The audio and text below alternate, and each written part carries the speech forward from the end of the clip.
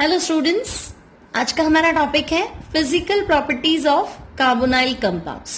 So first physical property है physical state. तो carbonyl compound, अगर हम पहले बात करें एल्डिहाइड, तो एल्डिहाइड सीरीज का first member of aldehyde series that is formaldehyde. और फॉर्मल्डिहाइड का फॉर्मूला है HC+OH। तो फॉर्मल्डिहाइड की जो फिजिकल स्टेट है वो है गैस। तो रूम टेम्परेचर पे फॉर्मल्डिहाइड गैस है। और अगर नेक्स्ट 10 मेंबर्स की बात करें, फॉर्मल्डिहाइड के बाद जो भी next 10 members of aldehyde series, these are colourless and volatile liquid. तो नेक्स्ट 10 मेंबर्स आपके हो गए लिक्विड स्टेट में। फर्स्ट मेंबर फॉर्मल्डिहाइड हो गया गैसियस स्टेट में। सिमिलरली अगर हम कीटोन की बात करें तो एसीटोन, आपको पता है नेल पेंट रिमूवर है ना, तो वो आपने देखा है वॉलेटाइल लिक्विड है। तो कीटोन्स अप टू 11 कार्बन तक जितने भी कीटोन्स है वो सबके सब क्या है, वॉलेटाइल लिक्विड।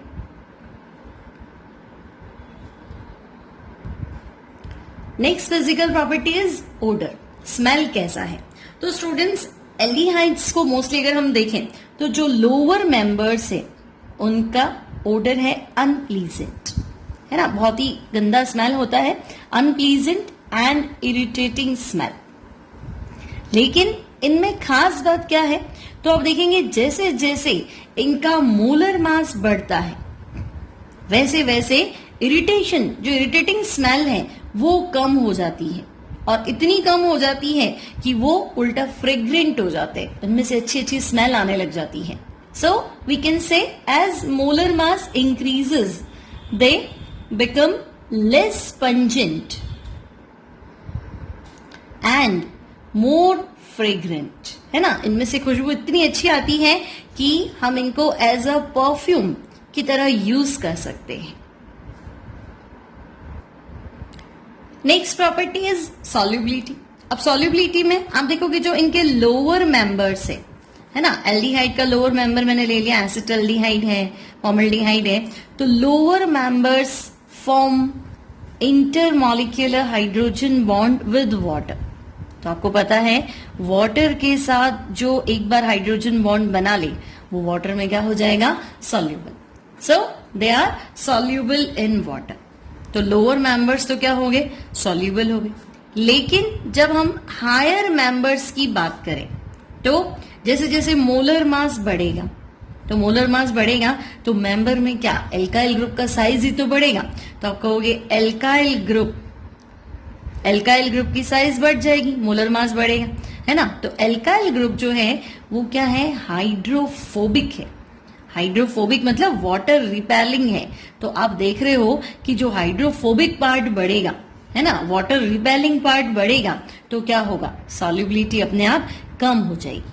तो we can say lower members of carbonyl, चाहे एल्डिहाइड्स हो चाहे कीटोन्स, वो वाटर के साथ इंटरमॉलिक्यूलर हाइड्रोजन बॉन्ड बनाते हैं, that's why they are soluble.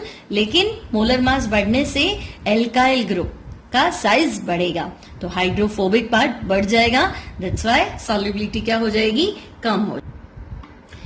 Now next physical property is boiling point.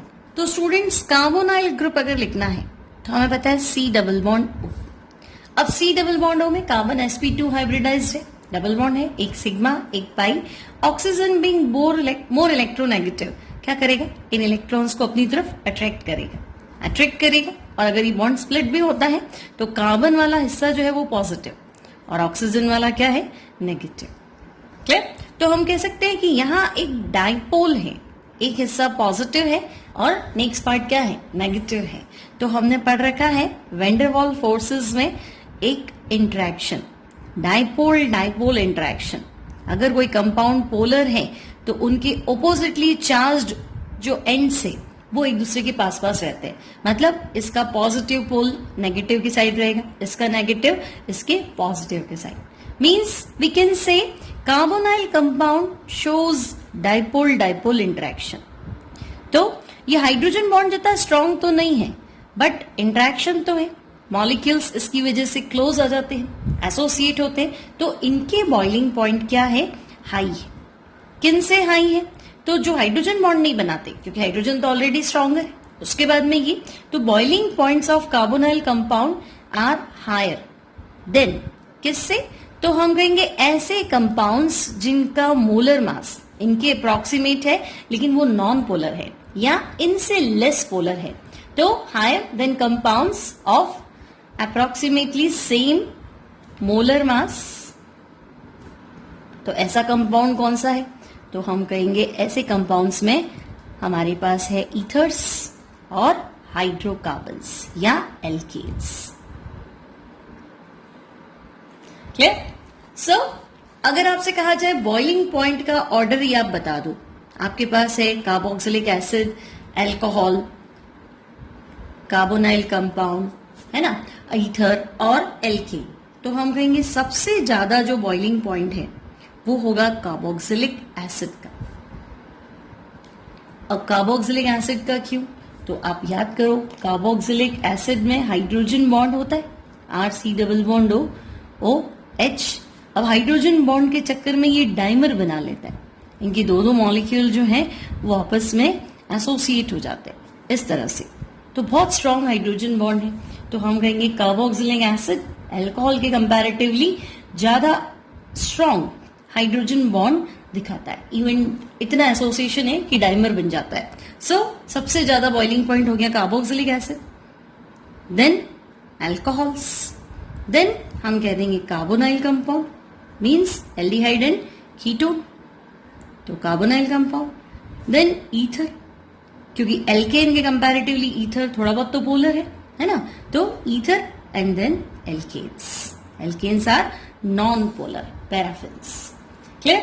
अब आपको लग रहा है carbonyl compound means aldehydes and ketone, तो इनमें बॉइलिंग पॉइंट किसका ज्यादा है?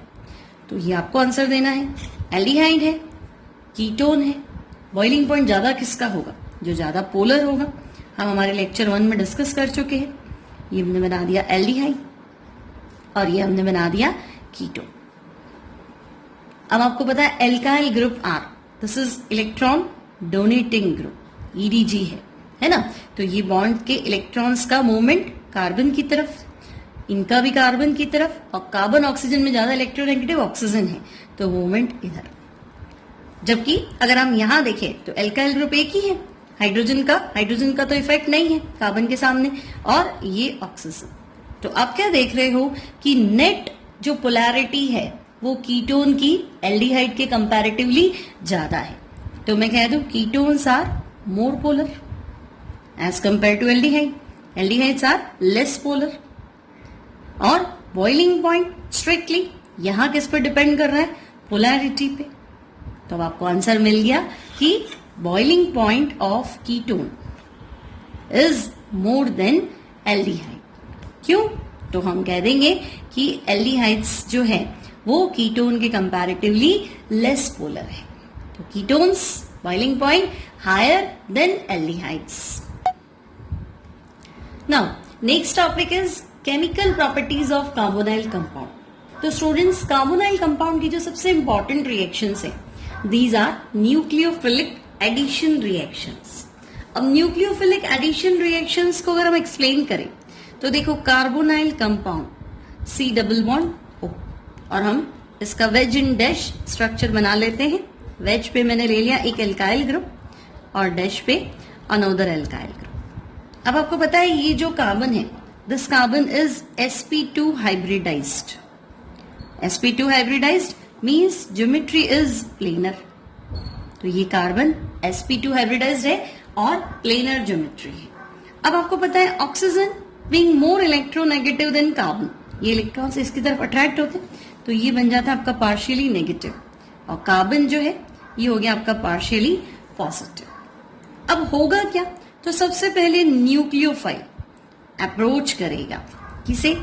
कार्बन के ऊपर। तो न्यूक्लियोफाइल कार्बन को अप्रोच करेगा क्योंकि ये पॉजिटिव है, न्यूक्लियोफाइल हमेशा पॉजिटिव सेंटर पे अटैक करता है, और ये जो आपका बॉन्ड है ये स्प्लिट हो जाएगा ऑक्सीजन के ऊपर। अब ये स्टेप आपका है रिवर्सिबल और स्लो स्टेप, और स्लो स्टेप हमेशा क्या होता है, RDS, रेट डिटरमाइनिंग स्टेप।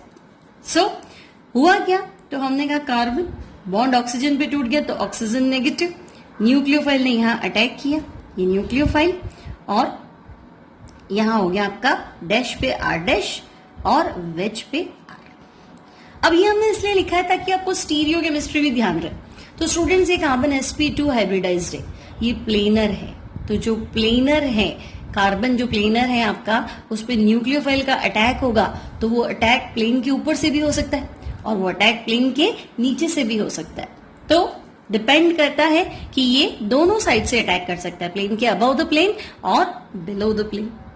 अब नेक्स्ट स्टेप में, तो ये जो O नेगेटिव है इस पे प्रोटॉन अप्रोच करेगा, है ना, और प्रोटॉन इसको OH में कन्वर्ट कर देगा। तो न्यूक्लियोफिलिक एडिशन रिएक्शंस, आप समझ गए कि पहला अटैक तो हुआ न्यूक्लियोफाइल का, और एडिशन इसलिए क्योंकि आपका जो एक पाई बॉन्ड है वो स्प्लिट होके 2 सिग्मा बॉन्ड में कन्वर्ट हो गया, है ना, एक एटम इस कार्बन पे ऐड हुआ, एक एटम इस ऑक्सीजन पे ऐड हुआ, तो एडिशन हो गया। फर्स्ट अटैक न्यूक्लियोफाइल का है तो न्यूक्लियोफिलिक एडिशन रिएक्शंस। अब इसमें कार्बन देखो, पहले आपका कार्बन sp2 हाइब्रिडाइज था और after the product formation carbon क्या हो गया, sp3 हाइब्रिडाइज्ड। अब अगर आपसे पूछा जाए स्टीरियो केमिस्ट्री बताओ, तो देखो ये कायरल कार्बन है। कायरल कार्बन आप समझते हैं, ऐसा कार्बन जिसकी चारों वैलेंसी 4 अलग अलग एटम और ग्रुप से बॉन्डेड हो। तो यहाँ पे एक जगह R है, एक जगह R डैश है, OH है और न्यूक्लियोफाइल। तो अगर ये अबव द प्लेन अटैक करता और मान लो प्रोडक्ट जो है आपका डेक्स्ट्रो है, तो बिलो द प्लेन क्या हो जाता, लेवियो हो जाता। यहाँ अबव द प्लेन इसका कॉन्फ़िगरेशन R आ रहा है तो बिलो द प्लेन क्या आ जाएगा, S आ जाएगा। सो 2 तरह के प्रोडक्ट बनेंगे जो दोनों एक दूसरे के क्या होंगे, इनेंशियोमर्स होंगे।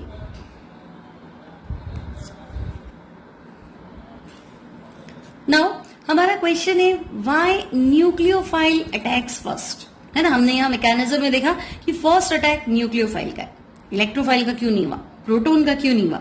तो स्टूडेंट्स, ये हमने बना लिया carbonyl group C double bond. अब हम चेक कर लेते हैं कि अगर पहला अटैक न्यूक्लियोफाइल का होता तो क्या होता, और पहला अटैक अगर न्यूक्लियोफाइल की जगह इलेक्ट्रोफाइल का होता तो क्या होता। तो इफ न्यूक्लियोफाइल अटैक्स फर्स्ट, अब न्यूक्लियोफाइल ने अटैक किया मतलब आप क्या बताएंगे, ये बॉन्ड आपका यहाँ स्प्लिट हुआ, ये नेगेटिव हो गया, ये पॉजिटिव, न्यूक्लियोफाइल यहाँ अटैक कर जाएगा। तो जो इंटरमीडिएट है वो आपका इस तरह से C, यहाँ हो गया न्यूक्लियोफाइल और O माइनस।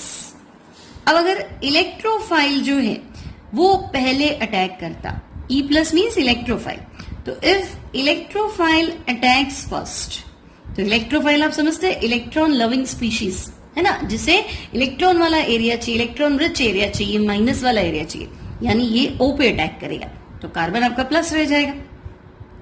तो आप देखो O के साथ तो कनेक्ट हो गया इलेक्ट्रोफाइल और कार्बन जो है वो भी प्लस है।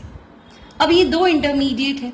अब आप फर्स्ट इंटरमीडिएट में देखो सबका ऑक्टेट कंप्लीट है, कार्बन की 4 वैलेंसी है, ऑक्सीजन नेगेटिव चार्ज के साथ है, जबकि सेकंड में आप देखो कार्बन का 6 बॉन्ड से मीन 6 इलेक्ट्रॉन्स है, ऑक्टेट जो है वो इनकम्प्लीट है।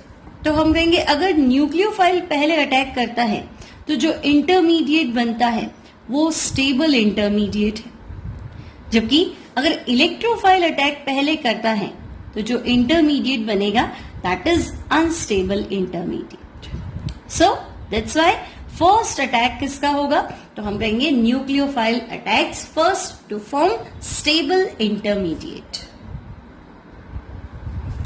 Now our next topic is factors affecting to reactivity of nucleophilic addition reactions। मतलब कार्बोनाइल ग्रुप पे पहले हमने देखा न्यूक्लियोफाइल ने अटैक किया, अब वो अटैक जो है वो कौन कौन से फैक्टर पे डिपेंड करता है, कौन सा ऐसा फैक्टर है जिसकी वजह से अटैक जल्दी हो जाता है और कौन सा ऐसा फैक्टर है जिसकी वजह से अटैक स्लो हो जाता है। अब अटैक फास्ट होगा तो मोर रिएक्टिव और अटैक स्लो होगा तो लेस रिएक्टिव। सो मान लो आपके पास कार्बोनाइल ग्रुप, ये हमने लिख दिया C double bond O। Clear students, अब आपको पता है कि ये पार्शियली आपका हो गया था नेगेटिव, ये हो गया था पॉजिटिव, और न्यूक्लियोफाइल जो है वो अप्रोच कर रहा था कार्बन पे। क्लियर, कार्बन पे अप्रोच करेगा, इस पे अटैक करेगा। अब यहां जो ग्रुप कनेक्टेड है उस ग्रुप का क्या रोल है? मान लो ये जो ग्रुप है ये ईडीजी ईडीजी मतलब इलेक्ट्रॉन डोनेटिंग ग्रुप है ना, plus I effect showing group है, इलेक्ट्रॉन डोनेटिंग ग्रुप है।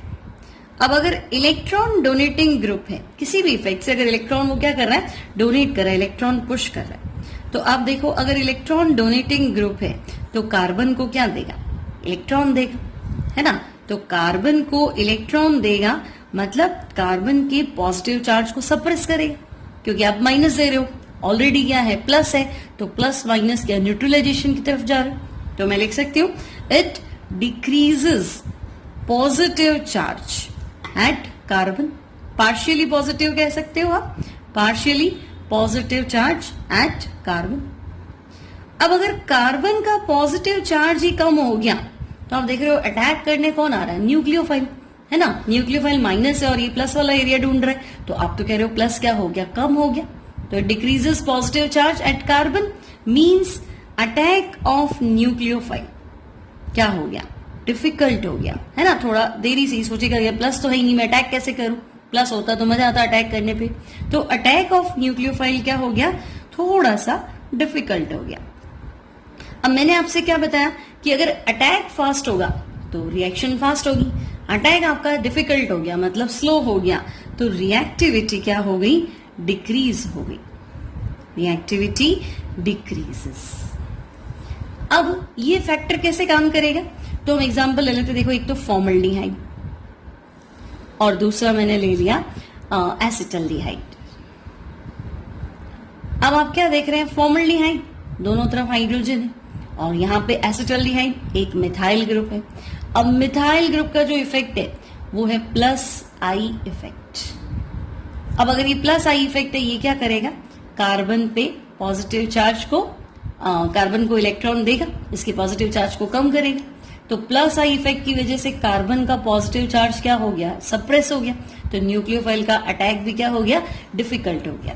तो हम कहेंगे formaldehyde is more reactive than acetaldehyde, क्योंकि इसमें तो प्लस आई इफेक्ट है ही नहीं, कोई डोनेटिंग ग्रुप ही नहीं। सिमिलरली अगर मुझे एल्डिहाइड और कीटोन में ही कंपैरिजन करना हो तो एल्डिहाइड आप समझते हैं एक साइड ही अल्काइल ग्रुप है, लेकिन अगर मैं कीटोन की बात करूं तो दोनों साइड अल्काइल ग्रुप है। तो यहां पे तो सिर्फ एक ही ईडीजी है जो चार्ज कम करेगा, इसका पॉजिटिव चार्ज कम करेगा, है ना। लेकिन यहां तो दोनों जगह ही देखो, दोनों जगह मिलके इसके दुश्मन बन गए, है ना। दोनों उसको क्या करेंगे, इसके पॉजिटिव चार्ज को दबा देंगे, तो अटैक जो हो गया वो और डिफिकल्ट हो गया। तो यहां तो ओनली वन ईडीजी ग्रुप और यहां क्या हो जाएगा, 2 ईडीजी ग्रुप। तो आप समझ गए ईडीजी हमेशा क्या करता था, रिएक्टिविटी को डिक्रीज करता था। That's why we can say aldehyde is more reactive than ketone. Means अगर आपसे रिएक्टिविटी का ऑर्डर पूछा जाए तो आप कहेंगे सबसे ज्यादा रिएक्टिव तो हो गया फॉर्मल्डिहाइड, फिर रिएक्टिव हो गया एनी एलिफेटिक एल्डिहाइड और उसके बाद क्या हो गया, कीटोन।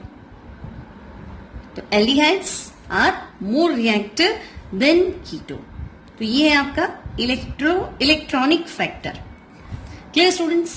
अब अगर हम बात करें कि ईडीजी की जगह अगर विड्रॉइंग ग्रुप मिल जाए, यानी ये आपका कार्बोनाइल ग्रुप है। Clear students. अब अगर मैंने आपको कहा कि नहीं यहां डोनेटिंग ग्रुप नहीं है, यहां तो विड्रॉइंग ग्रुप है, अब बात उल्टी हो गई। देखो विड्रॉइंग ग्रुप इसको परेशान करेगा, इसको परेशान करने के लिए पहले ही ऑक्सीजन था, ये नेगेटिव ये पॉजिटिव, तो प्लस तो ऑलरेडी है ना, कार्बन पे इलेक्ट्रॉन की कमी है, फिर ये और आ गया इससे इलेक्ट्रॉन मांगने के लिए, तो पॉजिटिव चार्ज क्या हो गया, इंक्रीज हो गया। तो हम कह सकते हैं इलेक्ट्रॉन विड्रॉइंग ग्रुप क्या कर रहा है, पॉजिटिव चार्ज ऑफ कार्बन को इंक्रीज कर रहा है। अब कार्बन पे जैसे ही प्लस दिखेगा तो न्यूक्लियोफाइल तो इसी ताक में बैठा है कि भाई प्लस हो और मैं क्या कर लूं, अटैक कर लूं, है ना। पिछली बार प्लस दब गया था तो अटैक स्लो हो गया था, यहाँ पे प्लस बढ़ गया तो अटैक क्या हो गया, फास्ट हो गया। तो इलेक्ट्रॉन विड्रॉइंग ग्रुप ने क्या किया, पॉजिटिव चार्ज ऑफ कार्बन को इंक्रीज किया। तो हमें लिखना पड़ेगा कि नहीं, अब तो न्यूक्लियोफाइल का जो अटैक है वो और इजी हो गया, न्यूक्लियोफाइल अटैक बिकम्स इजियर। अब अगर अटैक जल्दी होगा मतलब रिएक्शन आपकी क्या हो गई, फास्ट हो गई, तो मैं कह दूं कि रिएक्टिविटी क्या हो जाएगी, इंक्रीज हो जाएगी।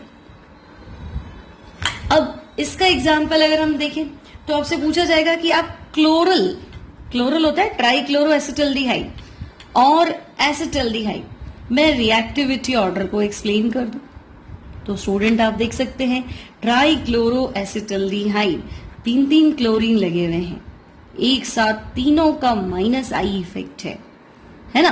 तो ये सब क्या करेंगे, इस कार्बन से इलेक्ट्रॉन को अपनी तरफ विड्रॉ करेंगे, ये कार्बन परेशान होकर इधर से इलेक्ट्रॉन अपनी तरफ विड्रॉ करेगा, तो इसका पॉजिटिव चार्ज बढ़ जाएगा, पॉजिटिव बढ़ गया तो न्यूक्लियोफाइल फटाक से अटैक कर लेगा। तो we can say chloral is more reactive than acetaldehyde. क्यों, तो यहां पे काम कर रहा है आपका withdrawing group. So this is electronic factor affecting to reactivity of nucleophilic addition. आपको ध्यान रखना है अगर डोनेटिंग ग्रुप है तो रिएक्टिविटी कम हो जाएगी, और अगर आपके पास विड्रॉइंग ग्रुप है तो रिएक्टिविटी क्या हो जाएगी, इंक्रीज हो जाएगी। Now second factor is steric factor. Steric factor, steric hindrance क्या, हिंड्रेंस मतलब घेरना, क्राउडिंग। अब यहां कैसे, तो देखो हमने अभी पढ़ा था carbonyl compound nucleophilic addition reaction show करते हैं, मींस पहला अटैक न्यूक्लियोफाइल का होगा, फिर हमने देखा था फर्स्ट स्टेप जो है वो स्लो स्टेप होता है, न्यूक्लियोफाइल अटैक्स एट कार्बन और ऑक्सीजन आपका नेगेटिव, नेक्स्ट में प्रोटॉन अप्रोच करेगा O नेगेटिव को और ये एडिशन प्रोडक्ट बन जाएगा, इसे हम कह देते हैं एडक्ट, और ये आपका इंटरमीडिएट। अब स्टेरिक फैक्टर क्या है, तो स्टूडेंट्स कार्बोनाइल ग्रुप, यहां पे आप देख रहे हो कार्बन डबल बॉन्डेड है, हाइब्रिडाइजेशन क्या है sp2, और बॉन्ड एंगल कितना होता है sp2 में, तो 120 डिग्री, मतलब ये जो ग्रुप है आपके, ये ग्रुप क्या है 120 डिग्री पे सिचुएटेड है। नाउ आफ्टर द रिएक्शन आपने देखा ये जो एडिक्ट बना, यहां कार्बन शोइंग 4 वैलेंसीज मतलब hybridization of carbon is sp3 hybridization, tetrahedral geometry and bond angle is 109 degree. मतलब मैं कह सकती हूं यहां पे जो ग्रुप थे वो पहले 120 एंगल था तो थोड़े दूर थे, है ना, और अब क्या 109 डिग्री है, यानी ये ग्रुप क्या हो गए, क्लोज हो गए। तो groups come closer after the reaction. Okay, मान लिया हमने क्या सही है, 120 था अब 109 आ गया, तो ग्रुप्स जो है वो क्लोजर आ गए। अब अगर क्लोज हो गए तो देखो अगर बड़ा ग्रुप होगा तो जगह ही नहीं होगी, है ना, रिपल्शन क्या होगा, बढ़ेगा। तो हम कह सकते हैं इफ ग्रुप इज बल्कियर, है ना, अगर बड़ा ग्रुप है तो क्या होगा, हिंड्रेंस जो है वो ज्यादा है, तो इफ ग्रुप इज बल्कियर, है ना, there will be more hindrance. अब मोर हिंड्रेंस यानी मोर रिपल्शन। अब मोर रिपल्शन है तो फिर वो ऐसी रिएक्शन करेगा ही क्यों, कि वो अपने आप को अनस्टेबल करे, है ना, यानी यहां जितना बड़ा ग्रुप होगा फिर रिएक्शन रुक जाएगी, आपस में लड़ाई करने से तो मतलब नहीं है, उल्टा 120 भी सही थे, है ना। तो आप देख रहे हो कि जितना बड़ा ग्रुप होगा, है ना, मोर हिंड्रेंस होगा, मोर रिपल्शन होगा, और मोर रिपल्शन होगा तो फिर रिएक्शन जो है वो स्लो होगी, तो रिएक्टिविटी क्या होगी, डिक्रीज होगी। अब रिपल्शन कहाँ नहीं है तो हम कहेंगे आप सबसे छोटा एल्डिहाइड ले लो, formaldehyde, hydrogen being smallest atom, कोई लड़ाई झगड़ा नहीं है। फिर आपने एक बड़ा एटम ले लिया मिथाइल, तब भी अपन चला लेंगे, लेकिन कंपैरेटिवली क्या हो गया, लेस रिएक्टिव, थोड़ा सा तो हिंड्रेंस हो गई। और अगर हमने दोनों एल्काइल ग्रुप ले लिए, यानी कि हमने कीटोन ले लिया, तो अब हम कैसे चलाएंगे, यहाँ तो लड़ाई और ज्यादा हो जाएगी, और उसको और बड़ा कर दो, मिथाइल से आप इथाइल ले जाओ, है ना, तो हिंड्रेंस और बढ़ जाएगी। तो स्टेरिक फैक्टर भी क्या कहता है कि formaldehyde more reactive than acetaldehyde and it is more reactive than keto. तो रिएक्टिविटी के लिए हमारे पास 2 फैक्टर्स थे। फर्स्ट वन क्या था, इलेक्ट्रॉनिक फैक्टर, कि आपके पास डोनेटिंग ग्रुप है कि विड्रॉइंग ग्रुप है, और सेकेंड हमारे पास क्या है, स्टेरिक फैक्टर, कि ग्रुप्स आफ्टर द रिएक्शन क्या हो जाते हैं, क्लोज हो जाते हैं। तो अगर बड़े ग्रुप होंगे तो हिंड्रेंस ज्यादा होगा, रिएक्टिविटी कम हो जाएगी। Now comparison between reactivity of aromatic aldehyde and aliphatic aldehyde. अब एल्डिहाइड और कीटोन में तो हमने देख लिया कि aldehyde is more reactive than ketone, और उनमें भी हमने देख लिया कि फॉर्मल्डिहाइड सबसे ज्यादा रिएक्टिव है than other aldehydes. Now aromatic aldehyde का क्या केस है? तो स्टूडेंट एरोमेटिक एल्डिहाइड मींस हमने एग्जांपल ले लिया बेंजल्डिहाइड। तो बेंजल्डिहाइड इसमें रेजोनेंस है, एल्डिहाइड का -M या -R इफेक्ट। देखो अगर ये बॉन्ड यहां टूट गया तो O क्या हो गया? नेगेटिव, कार्बन आ गया पॉजिटिव, और ये यहां शिफ्ट हो जाएगा। तो हम क्या देख रहे हैं एरोमेटिक एल्डिहाइड का? अगर हम फर्स्ट रेजोनेटिंग स्ट्रक्चर देखें तो देखो O पे बॉन्ड स्प्लिट हो गया था, O नेगेटिव, कार्बन आपका क्या हो गया था? पॉजिटिव। मैंने कहा ये बॉन्ड यहां स्प्लिट हो गया तो ये वाला पार्ट क्या हो गया? Negative, carbon positive, double bond आ जाएगा, और ये जो टेल है यहां पॉजिटिव आ जाएगा। क्लियर? अब अगर हम आगे देखें तो आगे स्ट्रक्चर क्या हो जाएगा? ये जो बॉन्ड है ये आपका आगे स्प्लिट हो जाएगा, then this carbon becomes negative, negative positive क्या हो गया? Double bond, back side positive. तो आपको इस तरह का स्ट्रक्चर मिला, यहां डबल बॉन्ड, यहां पॉजिटिव, ये डबल बॉन्ड, और ये एज इट इज। और एक लास्ट स्ट्रक्चर बना लेते हैं हम। तो ये आपका बॉन्ड यहां स्प्लिट हो गया, यहां डबल बॉन्ड हो गया, बैक साइड पॉजिटिव, तो ये डबल बॉन्ड, यहां नेगेटिव, ये पॉजिटिव, डबल बॉन्ड हो गया, है ना? ये बैक साइड क्या हो गया? Positive, then double bonded carbon, और ये। अब हमें इसमें रेजोनेंस नहीं पढ़ना था, हम रेजोनेंस से कुछ प्रूव करना चाहते। आप देखो ध्यान से कि इनकी जो रेजोनेटिंग स्ट्रक्चर्स है ये क्या शो कर रही है। तो रेजोनेटिंग स्ट्रक्चर्स से तो हमें लग रहा है कि कार्बन पे पॉजिटिव चार्ज अवेलेबल ही नहीं है ना। कोई भी स्ट्रक्चर आप चेक कर लो, कार्बन पे तो पॉजिटिव चार्ज है ही नहीं, उल्टा बेंजीन रिंग में पॉजिटिव चार्ज है। ठीक है, तो resonating structures are showing that there is no partially positive charge, है ना। अवेलेबिलिटी तो बहुत ही कम है।